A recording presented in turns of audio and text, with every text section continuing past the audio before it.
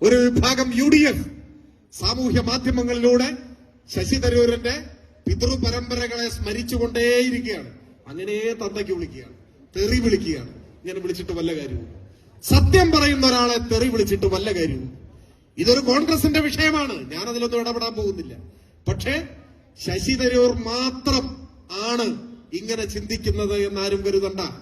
കേരളത്തിലെ ഗണ്യമായ ഒരു വിഭാഗം ആളുകൾ രാഷ്ട്രീയത്തിനതീതമായി, രാഷ്ട്രീയമൊന്നും നമ്മുടെ ആയിരിക്കില്ല, നമ്മളെ വിമർശിക്കുകയൊക്കെ ചെയ്യും, എതിർക്കും, ചില പരിഭവം പറയും, ദേഷ്യപ്പെടുകയൊക്കെ ചെയ്യും.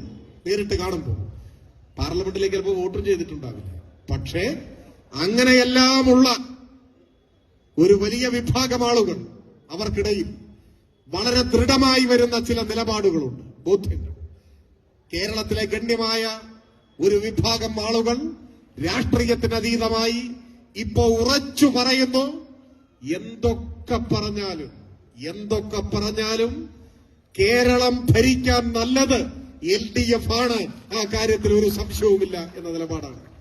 ആ മാറ്റമാണ് ശശി തരൂർ പ്രകടിപ്പിച്ചത്. ഇന്നലെ ഇപ്പോ ഇതാ മുല്ലപ്പള്ളി രാമചന്ദ്രൻ, മുൻ കേന്ദ്രമന്ത്രി, KPCCയുടെ മുൻ പ്രസിഡന്റ് കൃത്യമായി പറഞ്ഞില്ലേ, മൂന്നാം ഊഴത്തിനുള്ള സാഹചര്യമാണ് ഇപ്പൊ കേരളത്തിലുള്ളത് എന്നാണ്. വീണ്ടും ഇടതുപക്ഷം വരും പറയുന്നത് മുല്ലപ്പള്ളി രാമചന്ദ്രനാണ്. ഇപ്പൊ അദ്ദേഹത്തിന്റെ പരമ്പരകളെ അനുസ്മരിക്കാൻ തുടങ്ങിയിട്ടുണ്ട് കോൺഗ്രസുകാർ. അതുകൊണ്ട് ഒരു കാര്യമില്ല. നാട്ടിൽ വരുന്ന മാറ്റം കാണണം. ഇടതുപക്ഷമുള്ളതുകൊണ്ട് സംഘപരിവാരത്തിന്റെ മുന്നിൽ നാം പൊരുതി നിൽക്കുന്നു. മുട്ടുമടക്കാതെ ഈ നാട് പൊരുതുന്നു. ട്രഷറി പൂട്ടാതെ ഈ നാടിനെ കാക്കുന്നു. പെൻഷൻ മുടങ്ങാതെ പാവപ്പെട്ടവരെ സഹായിക്കുന്നു. കേരളം ഒരൊറ്റ ജനതയായി നിൽക്കണം. ഈ ആലപ്പുഴയിൽ കോൺഗ്രസുകാരുണ്ടാവും, RSSകാരുണ്ടാവും. ഈ നാട്ടിൽ വിവിധ രാഷ്ട്രീയ നിലപാട് സ്വീകരിക്കുന്നവരോടൊന്നും നമുക്കൊരു വെറുപ്പുമില്ല, വിദ്വേഷവുമില്ല. എല്ലാവരും നമ്മുടെ സഹോദരങ്ങളല്ലേ.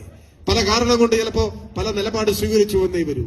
അവരോടെല്ലാം CPIM അഭ്യർത്ഥിക്കാനുള്ളത്, നിങ്ങളുടെ രാഷ്ട്രീയ നിലപാട് എന്തുമാവട്ടെ, അതൊക്കെ നിങ്ങൾ ആലോചിച്ച് നിലപാട് സ്വീകരിച്ചോളൂ.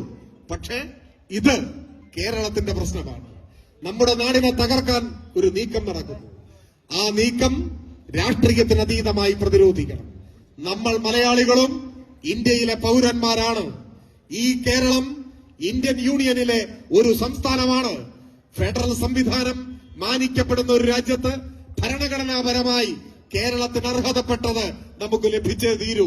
അത് തരാതിരിക്കുന്നത്, അത് പിടിച്ചുവെക്കുന്നത്, വെട്ടിക്കുറയ്ക്കുന്നത്, ഈ കേരളത്തെ തകർക്കാൻ നോക്കുന്നത് മാപ്പർഹിക്കാത്ത കുറ്റമാണ്. ആ കുറ്റം നട്ടലോടെ, ആർജവത്തോടെ ചോദ്യം ചെയ്യേണ്ടതാണ്. അത് ചോദ്യം ചെയ്യാൻ ഇപ്പോ കേരളത്തിലെ ഗവൺമെന്റിന് നേതൃത്വം കൊടുക്കുന്ന CPIM ആണ് ഇങ്ങനെ ഒരു മഹാപ്രക്ഷോഭവുമായി രംഗത്തിറങ്ങിയിട്ടുള്ളത്.